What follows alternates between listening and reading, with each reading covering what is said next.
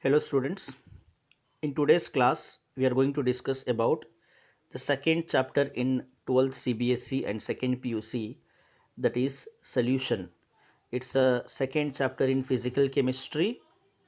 So solution definition, if you just see, it is a homogeneous mixture of two or more component. It is called as solution. In solution you can find two or more components, and those components when you mix, they are going to create a homogeneous mixture, and that mixture, homogeneous mixture, is considered as solution. In any solution you can find two parts, that is solvent and solute. Solvent and solute. So solvent usually we are going to represent with a symbol capital A or 1. In this chapter we are going to discuss some of the numericals. So in those numericals, for solvent we will give the symbol capital A or 1. This is the one component you can find in solution. The second component in solution is solute, and that is represented as capital B or 2. So these two components you can find, and in that we will consider solvent for the component which is in excess compared to another component. If one component is in excess in terms of volume, then it is considered as solvent, and the component which is lesser when compared to another component will be considered as solute. For example, in salt solution, solvent is water and solute is salt. Similarly, if I take sugar solution, and you know very well how to prepare sugar solution, we can prepare the sugar solution by dissolving some sugar, one tablespoon or 2 tablespoon of sugar, in a required quantity of water. So here water will be excess. So as water we have taken in excess, water will be considered as solvent, and sugar we have taken in lesser quantity, so it will be considered as solute. So in solution, two components we can find, solvent and solute. Now as I said, solvent is the component of solution which is taken in a larger quantity, and solute is a component of the solution which is taken in a smaller quantity. And solvent usually we are going to represent in this chapter as capital A or 1, and solute is represented by capital B or 2. Now in this chapter we are going to focus mainly on binary solution. Children, binary solution means the solution which is made up of two components, only two components. So example for binary solution: glucose solution, sugar solution, salt solution. In all these three binary solution, water is common, water is a solvent. In that water, in case of glucose solution, glucose is a solute. In case of sugar solution, sucrose is a solute. In case of salt solution, salt is a solute. Now there are three types of binary solutions we can find. They are solid solutions, liquid solutions, and gaseous solution. So this is based on the physical state of solvent. So if the physical state of solvent is solid, then such solution is called as solid solution. In solid solution, the physical state of solvent will be always solid. Okay, and solute may be solid or liquid or gas. If in solid solution the solute is in solid state, then it is considered as solid in solid solution. The name of the solution is called as solid in solid solution. Example, copper in gold. As you know, gold is very soft. It is not possible to make ornaments unless we add some proportion of copper in it. So maximum will be gold only. In that we are going to add a small amount of copper.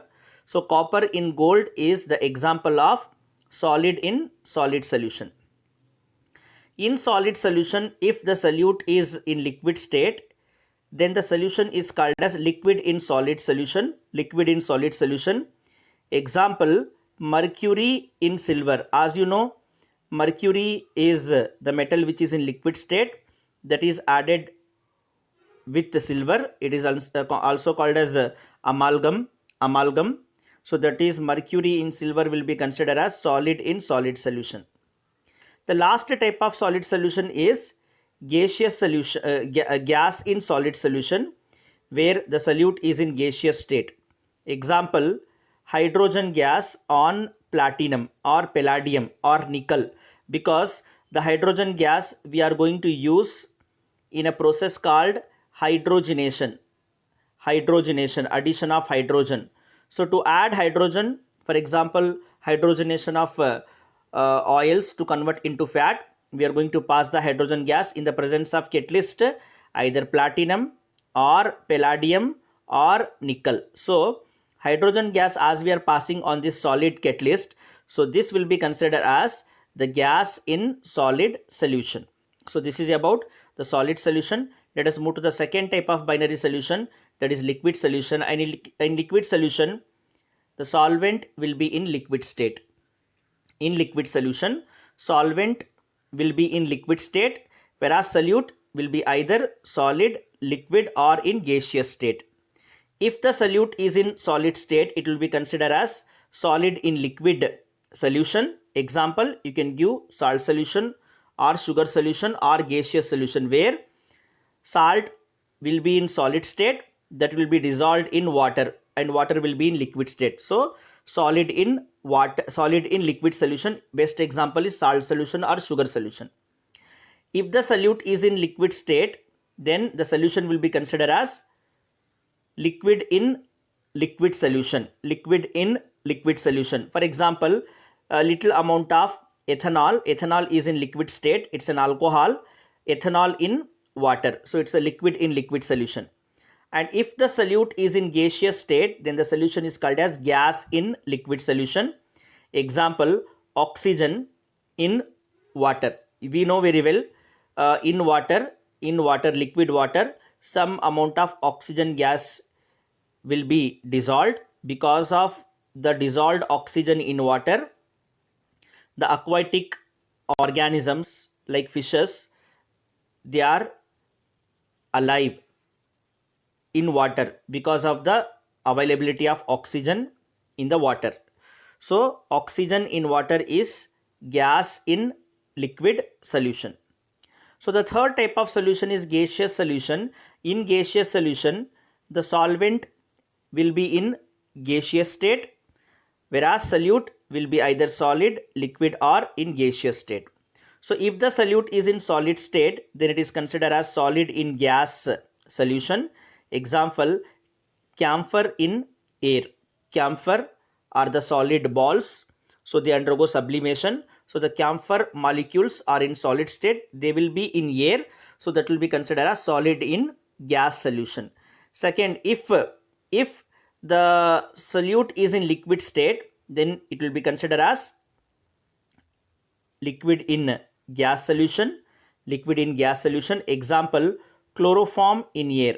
So chloroform is a liquid, so its particles, if it is present in air, then it will be considered as liquid in gas solution. And if the solute is in gaseous state, then it will be considered as gas in gas solution. And the best example is oxygen in nitrogen, because in air the percentage of nitrogen is more in comparison to oxygen. So nitrogen will be solvent and oxygen will be solute. So oxygen in water, oxygen in nitrogen will be the best example of gas in gas solution.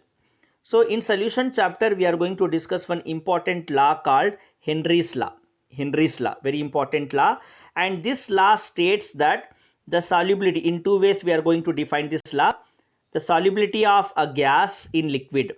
The solubility of a gas in liquid is directly proportional to its partial pressure above the liquid surface. Means in a beaker, if you have taken one liquid, say for example you have taken water, this is the surface of water. Now in this water you are trying to dissolve one gas, say for example oxygen you are dissolving. Now the solubility of this gas oxygen, the solubility of oxygen gas in water, the solubility of oxygen in water is directly proportional to the partial pressure of the oxygen gas. If the partial pressure of the oxygen gas is more, then the solubility will be more. If the partial pressure of oxygen gas is less, then the solubility will be less. That Henry's law explained.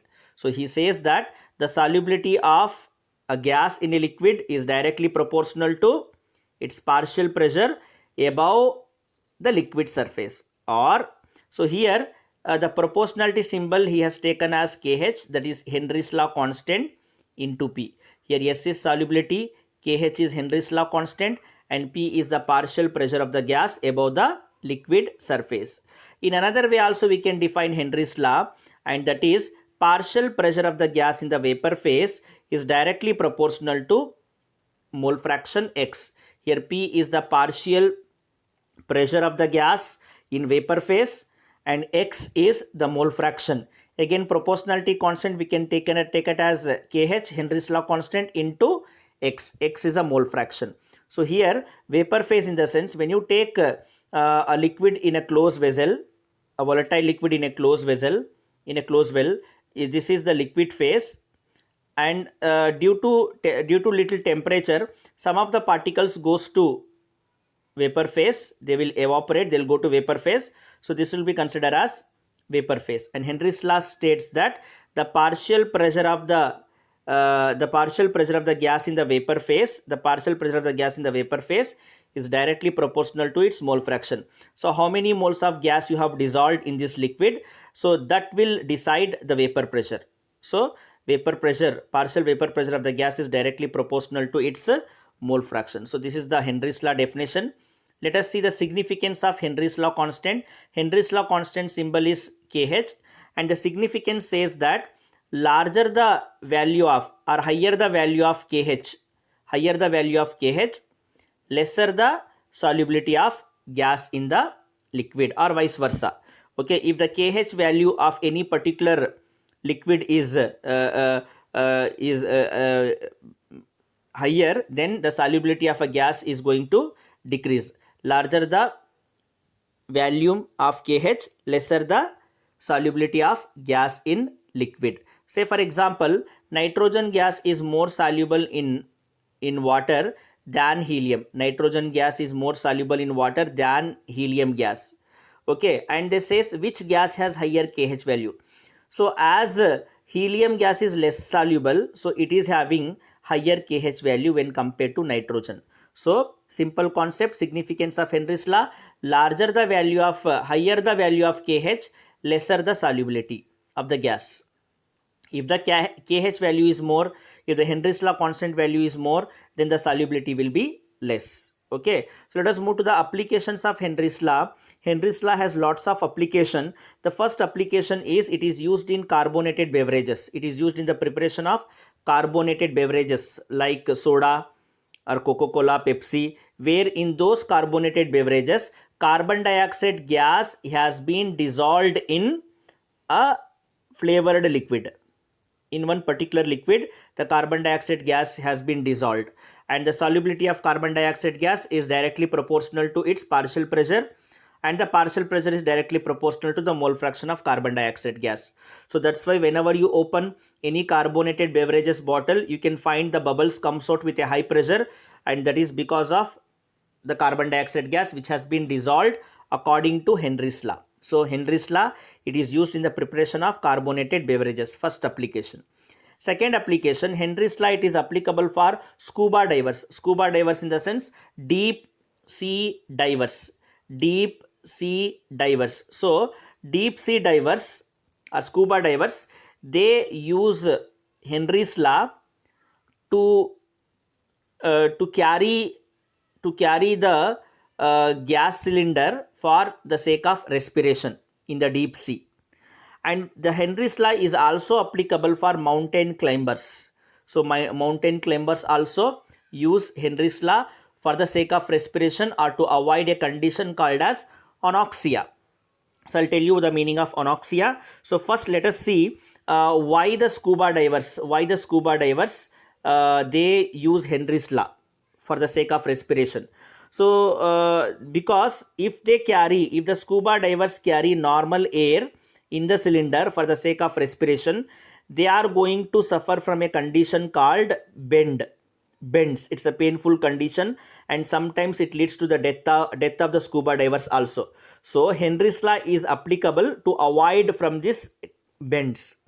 So bend is a disorder occurs in scuba divers as in the deep sea the pressure increases. When the scuba divers go deep into the sea, the pressure is going to increase because of the high pressure, which leads to the dissolution of nitrogen gas. Okay, if they are carrying normal air, in the normal air you can find most of the part will be nitrogen and some part will be oxygen. So because of the high pressure in the deep sea, in the scuba divers blood, nitrogen gas is going to be dissolved. Okay, so this is going to happen when they carry the normal air for the sake of respiration. When they go deep, because of the high pressure, nitrogen gas is going to dissolve in the blood. So as the scuba divers reach the surface, when they come back to the surface, pressure gradually decreases, which leads to the formation of nitrogen bubbles. Okay, when the pressure decreases, when they're supposed to come to the surface, the pressure is going to decrease.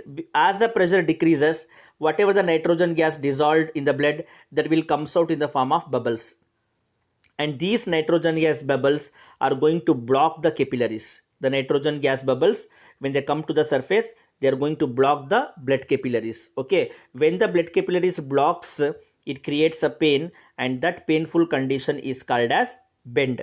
So to avoid from the to get protected from the bend, scuba divers are going to use a special mixture of gas, and that contains 11% of helium, 52% of nitrogen, and 32% of oxygen. This mixture they are going to use by the scuba divers, and it has been prepared according to Henry's law. So helium gas is used because, as we know, helium gas has higher KH value, Henry's law constant, so that in the presence of helium, as it is less soluble in the blood, so the scuba divers can protect themselves from the a condition called bend. So another medical condition here for anoxia, it is for mountain climbers. Anoxia is a condition comes for the mountain climbers, because when the mountain climbers go to a high altitude, there the atmospheric pressure will be lesser, and as the atmospheric pressure is less, the concentration of oxygen also will be less. So the blood cells and blood tissues will get less oxygen, and that time because of the less availability of oxygen for the sake of respiration, our cells and tissue will get less oxygen, and that condition is called as anoxia. Because of less oxygen, our brain is not going to work out properly, so it creates a confusion and a kind of weakness, that is called as anoxia. So there, to avoid from that condition also, even mountain climbers also use Henry's law for the sake of respiration. So one more important law in this chapter we are going to discuss is Raoult's law. Okay, and this Raoult's law states that partial vapor pressure of each component of the solution is directly proportional to its mole fraction. It says partial pressure of each component of the solution. Each component in the sense we are talking about binary solutions. So it will be having two components only. One is solvent, so that is represented by 1 or capital A, and another component is solute, that is represented by 2 or capital B.